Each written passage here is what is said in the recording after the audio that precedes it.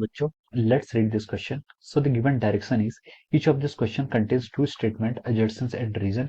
Each of this question also have four alternative choices, only one of which is the correct answer. You have to select one of the codes A, B, C, D given below. A is assertion is correct. B is reason is correct. Reason is the correct explanation for the assertion. B is assertion is correct. Reason is correct, and reason is not the correct explanation for the assertion. C is assertion is correct and reason is incorrect. D is assertion is incorrect and reason is correct. Okay, so the given assertion is the photoelectrons produced by the monochromatic light beam incident on a metallic surface have is separate in their kinetic energy. Reason is the work function of the metal is its characteristics property. Okay, तो चलिए बच्चों, अब हम इस question को start करते हैं और इस क्वेश्चन का आप की कॉन्सेप्ट क्या लिख सकते हैं. The key concept of this question is our photoelectric effect. Okay, इस क्वेश्चन का की कॉन्सेप्ट क्या लिख सकते हैं. The key concept of this question is our photoelectric effect. हम यहाँ पर क्या बता रहे हैं, फोटो इलेक्ट्रिक इफेक्ट इसका क्या आपका की कॉन्सेप्ट है. Okay, photo electric effect will be the key concept of this question. Okay, so this is how we can. अब हम क्या करते हैं, इस क्वेश्चन को स्टार्ट करते हैं. ओके, अब देखिए क्वेश्चन में हमसे क्या बोला है. क्वेश्चन में हमें असर्शन गिवन है और रीजन गिवन है और हमें बताना है कि क्या होता है. ओके, अब देखिए फोटो इलेक्ट्रिक इफेक्ट होता है क्या. Photo electric effect is a phenomena, एक ऐसा फिनोमिना है जहां पर क्या होता है आपका एक रेडिएशन क्या होता है किसी मेटेलिक सरफेस पर फॉल करता है और उसके बाद क्या होता है electrons try to emit from the surface of the metal by the incident of that radiation. Electrons क्या करेगा, उस सरफेस से बाहर निकलने की कोशिश करेगा और एक फोटो करंट कंस्टिट्यूट करने की ट्राई करता है. Okay, this is called our photo electric effect. और फोटो इलेक्ट्रिक इफेक्ट आपका क्या दिखाता है, फोटो इलेक्ट्रिक इफेक्ट दिखाता है आपको particle nature of wave. This phenomena is based upon the particle nature of wave. ये वेव का पार्टिकल नेचर क्या करता है आपका शो करता है. ओके, अब देखिए, अब हम इस क्वेश्चन को आगे फर्दर स्टार्ट करते हैं. अब देखिए, अब क्वेश्चन में एजर्सन में हमें गिवन है कि the photo current photo electron produce by A monochromatic light beam incident on A metallic surface have spread in kinetic energy. Kinetic energy में स्प्रेड होता है. तो ये एजर्सन जो आपको गिवन है, एजर्सन जो आपको गिवन है, ये एजर्सन आपका क्या है, दिस एजर्सन इज करेक्ट. ये एजर्सन क्या आपका करेक्ट है.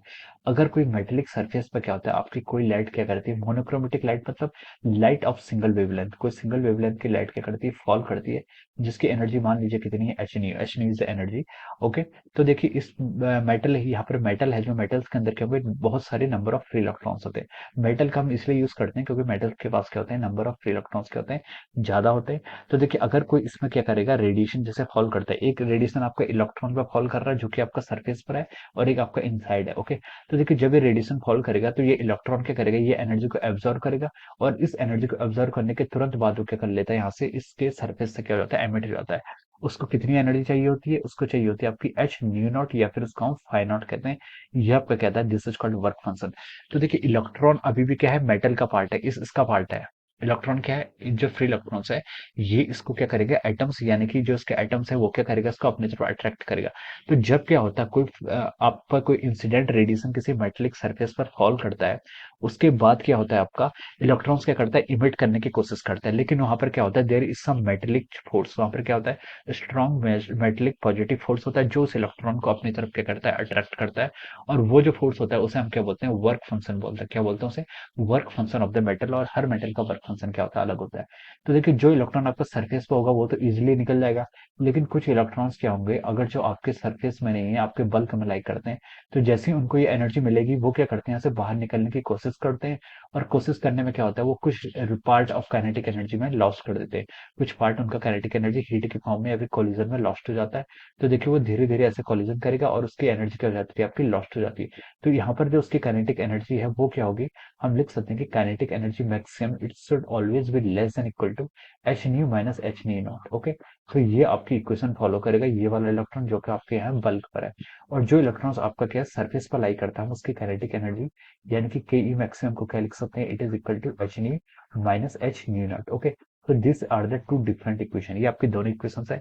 पहली इक्वेशन क्या बताती है आपको, पहली इक्वेशन आपको ये बता रही है कि जो आपका फोटो इलेक्ट्रॉन सरफेस पे है वो इस इक्वेशन को फॉलो करेगा, और जो इलेक्ट्रॉन आपका क्या है इनसाइड बल्क में, वो इस इक्वेशन इनइक्वालिटी वाली इक्वेशन को क्या करता है, फॉलो करता है. ओके, अब क्वेश्चन में एजर्सन में था कि photo electrons produce by the monochromatic light beam incident on metal surface have spread in their kinetic energy.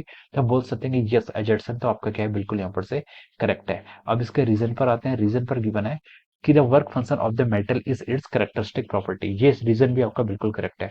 Work function क्या होता है, मेटल की प्रॉपर्टी होती है, हर मेटल का डिफरेंट डिफरेंट वर्क फंक्शन होता है, और वर्क फंक्शन क्या होता है, फिक्स होता है। ये वर्क फंक्शन क्या होता है, फिक्स होता है। तो अजर्सन भी करेक्ट है, रीजन भी करेक्ट है, but reason is not the correct explanation of the assertion. Reason क्या है, नॉट करेक्ट एक्सप्लेनेशन है अजर्सन का। अजर्सन का करेक्ट एक्सप्लेनेशन क्या था कि इलेक्ट्रॉन जो इनसाइड में होता है वो कोलिजन करता रहता है, और उसके कारण उसकी एनर्जी लॉस्ट हो जाती है।